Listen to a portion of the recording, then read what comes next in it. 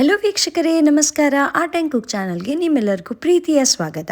ಇವತ್ತಿನ ವಿಡಿಯೋದಲ್ಲಿ ನಮ್ಮಮ್ಮ ಮಾಡಿರುವಂತಹ ಸೀಮೆ ಬದನೆಕಾಯಿ ಗೊಜ್ಜು ಮಾಡೋದು ಹೇಗೆ ಅಂತ ನೋಡೋಣ ಬನ್ನಿ.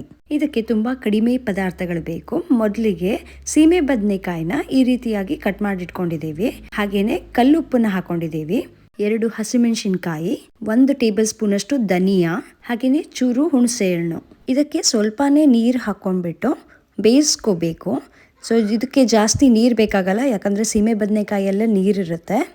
ಸೊ ನೋಡಿ, ಈ ರೀತಿಯಾಗಿ ಬೇಯಿಸ್ಕೊಂಡ ನಂತರ ಇದನ್ನು ಮಿಕ್ಸಿ ಜಾರಿಗೆ ಹಾಕ್ಕೊಳ್ಳಿ.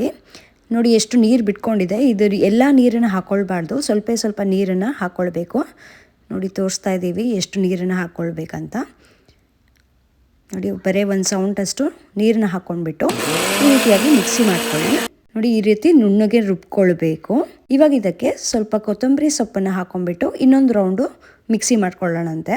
ಈ ಗೊಜ್ಜು ದೋಸೆ, ಇಡ್ಲಿ ಹಾಗೆ ಬಿಸಿ ಬಿಸಿ ಅನ್ನಕ್ಕೆ ತುಂಬಾ ಟೇಸ್ಟಿಯಾಗಿರುತ್ತೆ. ಹಾಗೆ ಮಾಡೋದು ಕೂಡ ತುಂಬಾ ಸುಲಭ.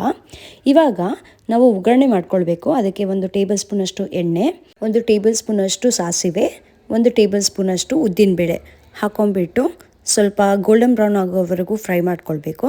ಇದಕ್ಕೆ ಇವಾಗ ಕರಿಬೇವು ಹಾಗೆಯೇ ಇಂಗು ಹಾಕ್ಬಿಟ್ಟು ಫ್ರೈ ಮಾಡ್ಕೊಂಡ ನಂತರ ಮಿಕ್ಸಿ ಜಾರ್ಗೆ ಹಾಕೊಂಡ್ಬಿಟ್ಟು ಒಂದೇ ಒಂದು ರೌಂಡು ತಿರ್ಸ್ಕೊಳ್ಬೇಕು. ಈ ರೀತಿಯಾಗಿ ಮಾಡ್ಕೊಳ್ಳೋದ್ರಿಂದ ಟೇಸ್ಟ್ ಇನ್ಕ್ರೀಸ್ ಆಗುತ್ತೆ, ಹಾಗೇನೆ ಪರಿಮಳ ಕೂಡ ಸಖತ್ತಾಗಿ ಬರುತ್ತೆ.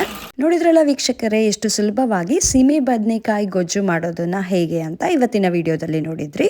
ಈ ವಿಡಿಯೋ ನಿಮಗೆ ಇಷ್ಟವಾದಲ್ಲಿ ಕಮೆಂಟ್ ಮಾಡಿ, ಲೈಕ್ ಮಾಡಿ, ಹಾಗೇನೆ ನಮ್ಮ ಚಾನೆಲ್ನ ಸಬ್ಸ್ಕ್ರೈಬ್ ಮಾಡ್ಕೊಳ್ಳೋದನ್ನ ಮರಿಬೇಡಿ. ನೀವು ಕೂಡ ಟ್ರೈ ಮಾಡಿ ಹೇಗೆ ಬಂತು ಅಂತ ನಮಗೆ ಕಮೆಂಟ್ ಮೂಲಕ ತಿಳಿಸಿ. ಧನ್ಯವಾದಗಳು.